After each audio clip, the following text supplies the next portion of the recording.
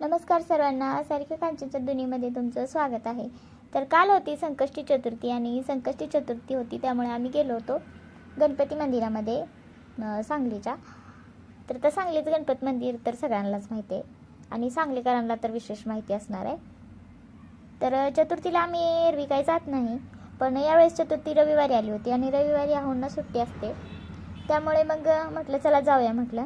तर गणपतीचं दर्शन घेतलं आणि सकाळी म्हणजे जरा दुपारच्या दरम्यान गेलतो. मंदिर चालूच होतं दिवसभर, मला वाटतं चतुर्थी असल्यामुळे, कारण आम्ही गेलो तर ते चालूच होतं आणि मला काही एक्झॅक्टली टायमिंग माहीत नाही, पण गर्दी कमी होती त्या दिवशी आणि भरपूर असे स्टॉल्स वगैरे आले होते आणि मार्गशीर्ष महिना असल्यामुळे लक्ष्मीचे मुखवटे वगैरे तर खूप आले होते आणि बघू शकताय मंदिराचा परिसर. आणि नंतर मग आम्ही तिथून